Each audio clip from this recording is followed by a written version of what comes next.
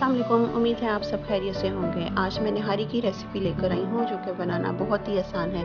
तो ये चलते हैं रेसिपी की तरफ। इसके लिए जो हमें इंग्रेडिएंट्स चाहिए उसके वो हैं, ये बीफ का गोश्त है, उसकी नलियाँ हैं, रान का मैंने गोश्त लिया है, 2 प्याज हैं स्लाइस किए हुए और ऑयल है। तो इसमें अदरक लहसुन भी हम शामिल करेंगे। तो आइए चलते हैं अपनी रेसिपी की तरफ। सबसे पहले मैंने 1 मग ऑयल का लिया और उसके अंदर मैंने 2 स्लाइस किए हुए प्याज जो हैं इनको अब मैं ब्राउन करूँगी।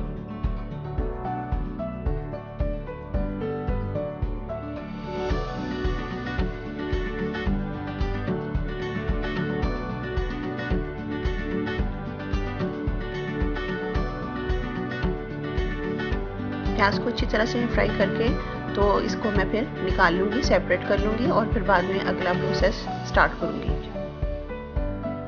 निहारी के लिए मैंने बीफ का गोश्त दिया है, आप चाहें तो आप इसे मटन में भी बना सकते हैं।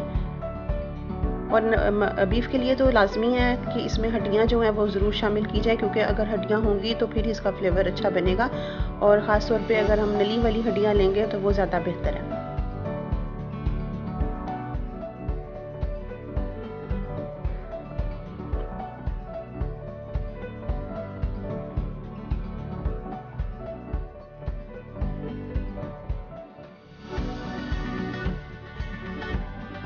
प्याज को मैंने सेपरेट कर लिया है, निकाल लिया है अलग प्लेट में। अब मैं इस गोश्त को और हड्डियों को ऑयल में फ्राई करूँगी।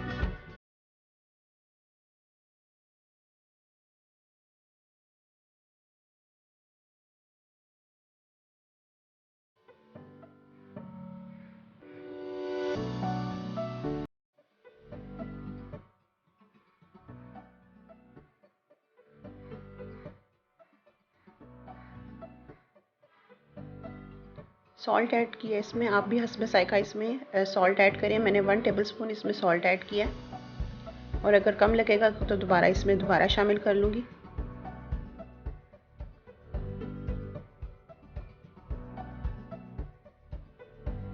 अदरक लहसुन का पेस्ट शामिल किया है। रेड चिली पाउडर 1.5 टेबलस्पून मैंने इसमें ऐड किया है और हल्दी 1 टीस्पून इसमें ऐड की है। ये सब चीज़ें डाल के अब मैं गोश्त को इसमें फ्राई करूँगी ताकि मसाले और गोश्त अच्छी तरह से भुने जाएं।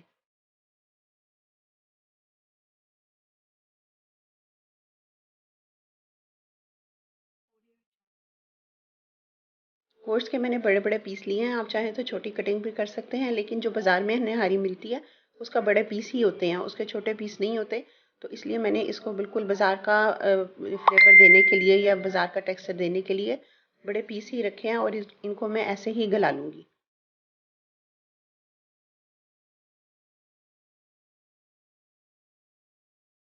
8 से 10 मिनट तक इसको मैंने ऐसे ही भूनना है, इनकी साइड चेंज करती रहूँगी और ये भूनता रहेगा।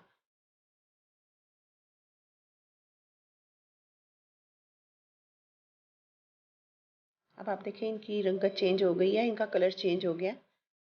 गोश्त के ऊपर भी एक कलर प्यारा सा आ गया और ये श्रिंक भी हो गया। निहारी के जो स्पाइसेस हैं वो आप देख लें। दालचीनी मैंने ली है, काला ज़ीरा, सफ़ेद ज़ीरा, मोटी इलायची और बादियान,